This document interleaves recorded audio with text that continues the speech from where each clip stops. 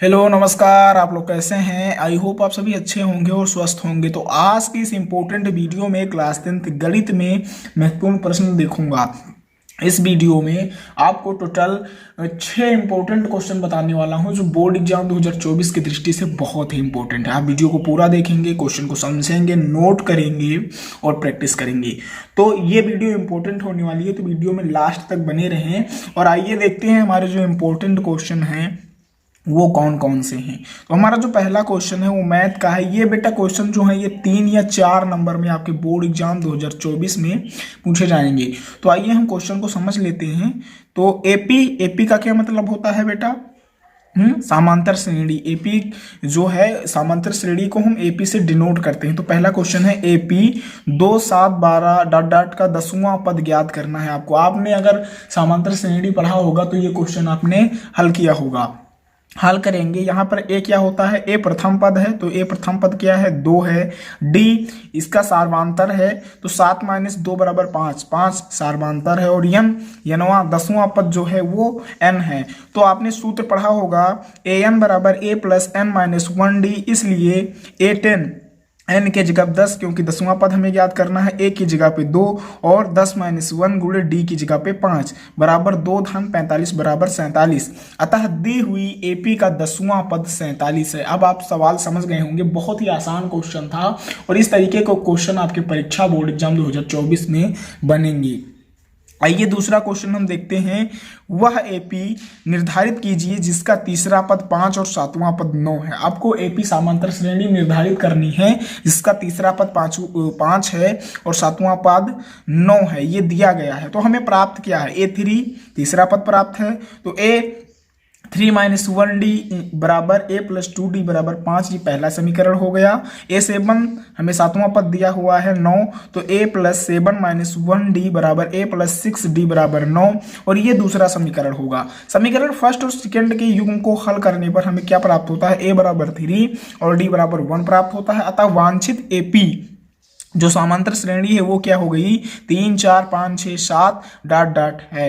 ठीक है, तो इस प्रकार हमें समांतर श्रेणी प्राप्त हो गई। अगर आप इस चैनल पे नए हैं तो चैनल को सब्सक्राइब कर लें। कुशांक ऑनलाइन क्लासेस जो है आपकी तैयारी class 10th board exam 2024 UP board की तैयारी बेसिकली खास तौर से करा रही है। तो आप इस चैनल को सब्सक्राइब करेंगे, बेल आइकन को प्रेस कर लेंगे और आने वाली हर वीडियो देखें और अपनी तैयारी को बेहतर करें। आइए आगे देखते हैं।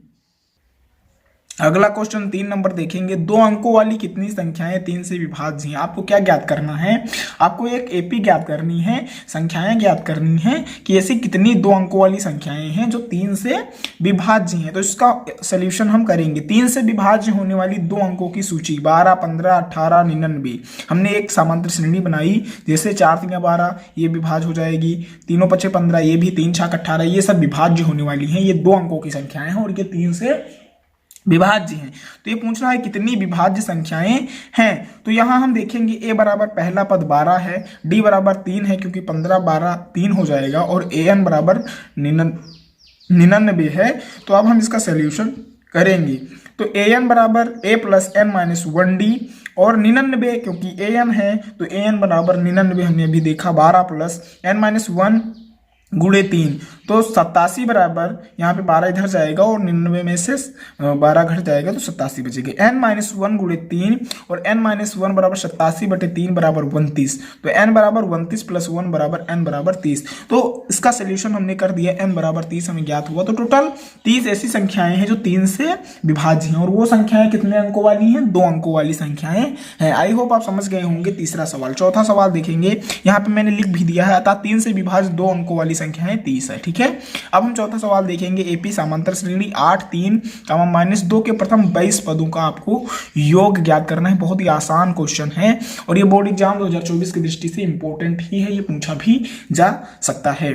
तो यहाँ a बराबर 8 दिया हुआ है समांतर श्रेणी में, d बराबर 3 और क्या डी बराबर 3 माइनस 8 बराबर -5 दिया हुआ है। शार्पांतर क्या है -5 है और यन बराबर 22 है, क्योंकि 22 पदों का हमें योग ज्ञात करना है। हम जानते हैं कि जो प्रथम पदों का योग ज्ञात करना हो तो उसके लिए कौन सा सूत्र लगाते हैं, s बराबर n/2 ब्रैकेट में 2a + n-1 और d। अब इसका हम सोल्यूशन करेंगे। s बराबर n बराबर हमें 22 दिया हुआ है तो 22/2 हो गया, और 2a बराबर 8 दिया गया है तो 2 8 16 हो गया, प्लस n-1 और -5, इसको हमने सोल्यूशन किया बराबर 11, 16 - 105 बराबर 11, -89 बराबर -979, ये हमें प्राप्त हुआ। अतः प्रथम 22 पदों का जो योग है वो -979 है। तो इस प्रकार आपने इन चारों सवालों का सोल्यूशन कर लिया है। अब हम आगे क्वेश्चन देखेंगे। आगे क्वेश्चन क्या है, ये त्रिकोणमिति के कुछ 2 इंपॉर्टेंट सवाल हैं, उनको हम देख लेंगे। पहला सवाल है, यदि tan a बराबर 4/3 तो कोण a के अन्य त्रिकोणमितीय अनुपात ज्ञात कीजिए। ये कई बार परीक्षा में पूछा भी गया है और अब की बार भी पूछा जा सकता है। तो हमने क्या किया, हमने इस सवाल का सोल्यूशन करने के लिए हम एक समकोण त्रिभुज ABC खींचेंगे। हमने ABC खींच लिया, ठीक है। और हम जानते हैं कि tan a बराबर BC/AB। BC क्या है बेटा, BC ये है लंब है और AB क्या है आधार है। तो हम जानते हैं कि tan बराबर क्या होता है बेटा, लंब बटे आधार होता है। हाँ, तो बराबर 4/3, तो हमें 4/3 प्राप्त हुआ, यानी BC क्या हो गया 4 हो गया और AB क्या हो गया 3 हो गया। अब हम AC निकालेंगे। अतः यदि BC बराबर 4 तब AB बराबर 3 है, तो पाइथागोरस प्रमेय से हम क्या निकालेंगे, AC² बराबर AB² + B² बराबर 4 का स्क्वायर प्लस 3 का स्क्वायर बराबर 25 का स्क्वायर। हम क्या करेंगे, 4 × 16, 3 × 9, 16 9 25 का स्क्वायर कर देंगे।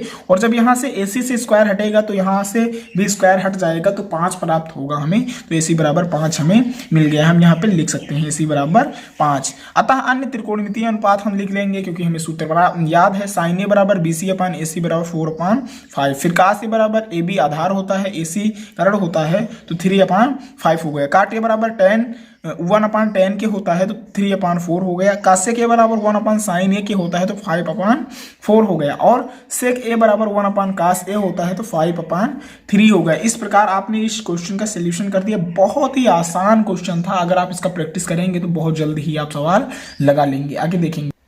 अगला इंपॉर्टेंट क्वेश्चन है, यदि कोण B और कोण Q ऐसे न्यून कोण हो जिससे कि sin B बराबर sin Q हो, तो सिद्ध कीजिए कि कोण B बराबर कोण Q है। तो इसका सोल्यूशन आप कर देंगे, बहुत ही आसान है। हम क्या करेंगे, हल करने के लिए 2 समकोण त्रिभुज ABC और PQR लें जहां sin B बराबर sin Q हो। हमने 2 त्रिभुज लिए ABC PRQ, ये 2 त्रिभुज हैं। और मैंने क्या किया, यहाँ sin B बराबर AC/AB कर दिया और sin Q बराबर PR/PQ कर दिया, ठीक है। तब AC/AB बराबर PR/PQ के हो गया। अतः AC/PR बराबर AB और PQ बराबर K का मान लीजिए, हमने मान लिया K, ठीक है।